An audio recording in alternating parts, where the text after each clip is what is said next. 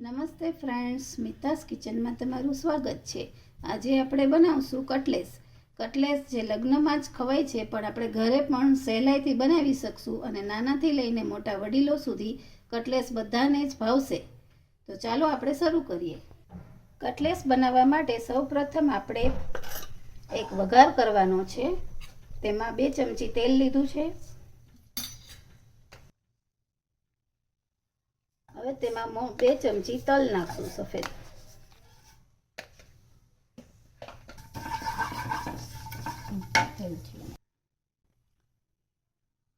હવે તેમાં આપણે મેં વટાણા લીધા છે, તેને અડધા આપણે અધકચરા ચીલી કટરમાં ક્રશ કરી લીધા છે અને થોડાક આખા રાખ્યા છે। તેની અંદર આપણે વાટેલા મરચાં નાખશું। તેની ઉપર હળદર પાવડર, લાલ મરચું અને હિંગ નાખશું। હવે આ તલ ફૂટી ગયા છે, તેમાં આપણે આ મસાલો નાખી દઈશું।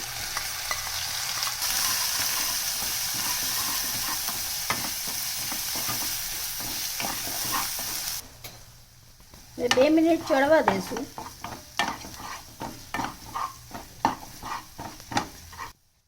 તેલ છૂટું પડશે એટલે આપણે ગેસ બંધ કરી દેશું અને આ મસાલાને ઠંડો થવા દેવાનો છે। હવે આપણે કટલેસનો મસાલો તૈયાર કરશું। તેના માટે 5 થી 6 નંગ બાફેલા બટેટાને મેં મેશ કરી દીધા છે। તેની અંદર આપણે ટોસનો ભૂકો નાખશું, તપકીર નાખશું,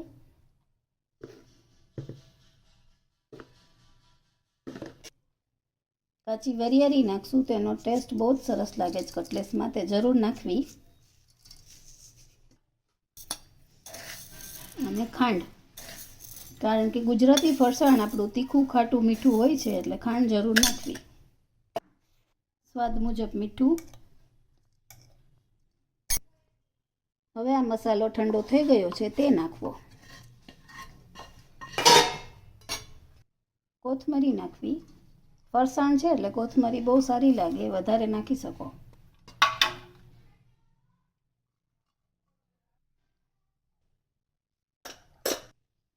ગરમ મસાલો અને ખટાશ માટે આમચૂર પાવડર। હવે આ બધી વસ્તુ મિક્સ કરી દેવી।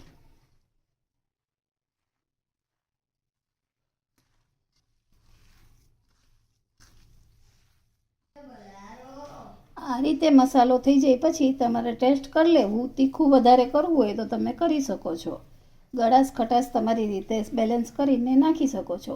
હવે આના આપણે આ રીતના ગોળા વાળીશું અને માર્કેટમાં આ રીતનું કટલેસનું બીબું રેડી મળે છે। વાસણવાળાની કોઈ પણ વાસણવાળાની દુકાને મળી જશે, એ લેવું। આ રીતે ગોળો વાળી અને આ તપકીર અને ટોસનો ભૂકો બે મિક્સ કરી દીધો છે મેં।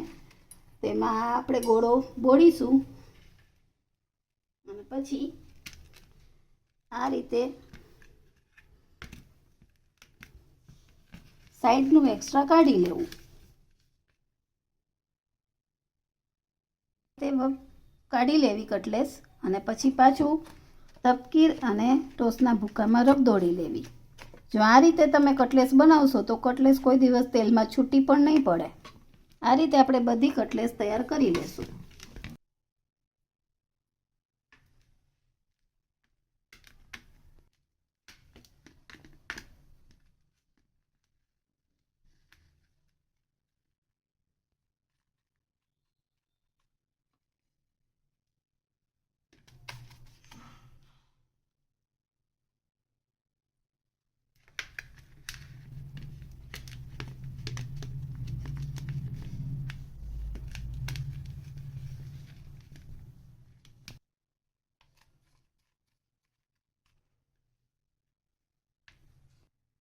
હવે જો તમારે કટલેસ તેલમાં છૂટી પડી જતી હોય તો તેના માટે આ એક ટિપ્સ છે, તે ધ્યાનમાં રાખજો। કટલેસને આપણે સૌથી પહેલાં તળવાના ઝારામાં લઈશું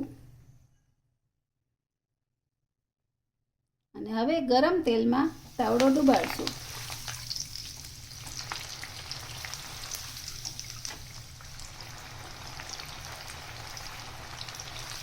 2-3 વખત જારો ઊંચો નીચો કરી લેવો.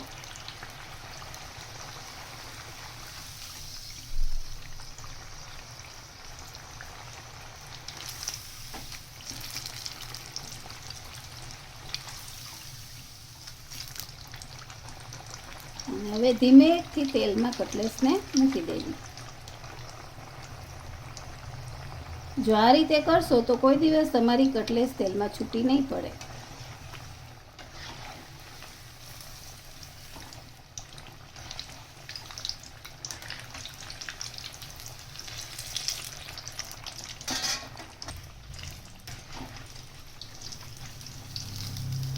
આ રીતે ગોલ્ડન બ્રાઉન થઈ જાય એટલે તેલમાંથી કાઢી લેશું.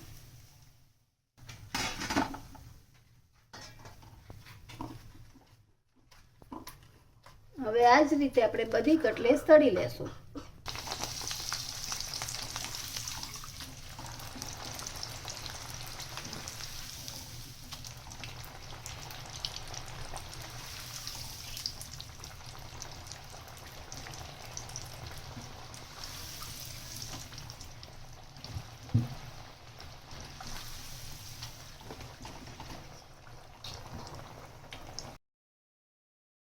તો તૈયાર છે આપણી સ્વાદિષ્ટ કટલેસ, જેને આપણે મીઠી ચટણી અને તીખી ચટણી સાથે સર્વ કરશું. જો તમને આજની રેસીપી ગમી હોય તો લાઈક કરજો, શેર કરજો અને સબસ્ક્રાઈબ કરજો.